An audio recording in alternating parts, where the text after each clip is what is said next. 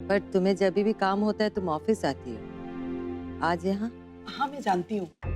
दरअसल आपकी बहू ने घर आने के लिए कहा तो मैं घर आ गई।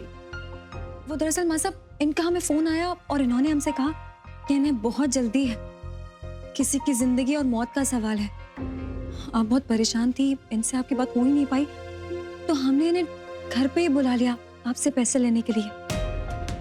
माफ कीजिएगा इतनी रात को यहाँ आई, पर क्या करती, मरीज की परेशानी ने मजबूर कर दिया था। ठीक है जानकी, पर आइंदा से ध्यान रहे, कोई भी काम क्यों ना हो ऑफिस में ही मिलेंगे, घर पे नहीं। तुम रुको, मैं पैसे लेके आती हूँ।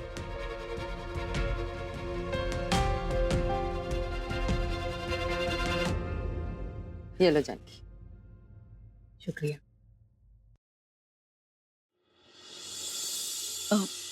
क्या मैं आपसे अकेले में बात कर सकती हूँ? बोलो, क्या बात? जी, वो मुझे पैसे की बहुत जरूरत थी।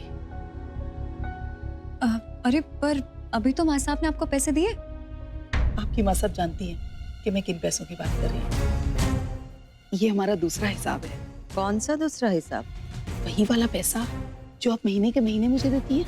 महीने के महीने? मुझे तो कुछ समझ में ही नहीं आ रहा है किस पैसे की बात कर रही हो। देखिए, आप पहले मत बुझाइए, आप साफ साफ कहिए आप कहना क्या चाहती हैं। यहाँ सबके सामने बात करना ठीक रहेगा क्या? जानकी, ये मेरा परिवार है, मेरे बच्चे हैं ये सब, इनसे क्या छुपा रहा है? जो बोलना है इनके सामने ही बोलो। देखिए, आपने इस बार का पैसा मुझे भेजा नहीं। मुझे पैसे की बहुत जरूरत है, वरना मैं यहाँ कभी नहीं मांगने आती। आप गोल गोल क्या घुमा रही हैं बात को? साफ साफ बोलिए ना, कौन से पैसे का हिसाब मांग रही है माँ साहब से? देखिए, आप लोग गलत समझ रहे हैं। अब होनी पे तो किसी का बस नहीं चलता। वक्त बहुत ताकतवर है, उसके सामने सबको घुटने टेकने पड़ते हैं। आपकी माँ साहब भी उस वक्त मजबूर थी। किसी का दर्द, किसी की तकलीफ उनसे देखी नहीं जाती, तभी शायद उन्होंने ये कदम उठाया।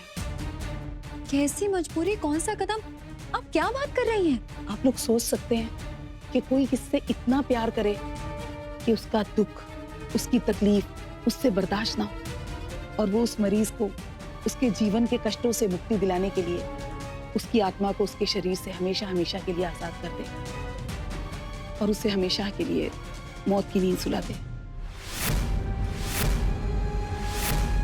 किसकी मौत की बात कर रही हैं आप? जिन्हें इन्होंने दया मृत्यु दी थी।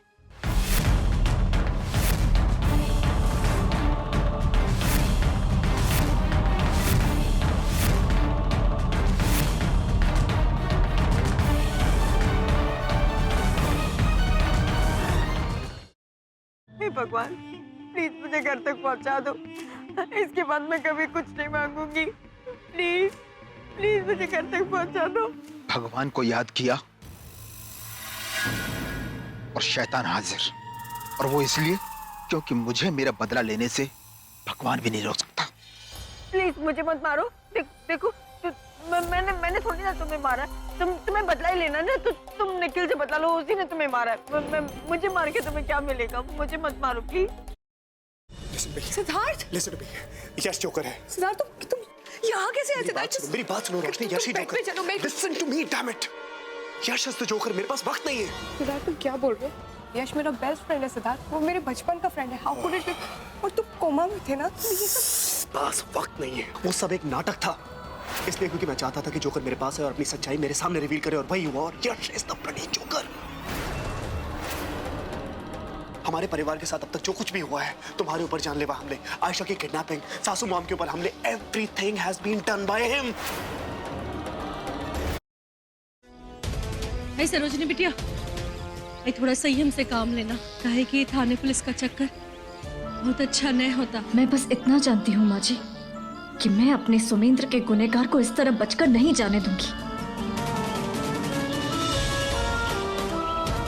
हेलो, अच्छा हुआ भास्कर भी आएगा। वाह, ने हमें कहा था कि तुम होली नहीं खेलती, हमें रंग नहीं लगाने दिया, पर किसी और से रंग लगवा दिया।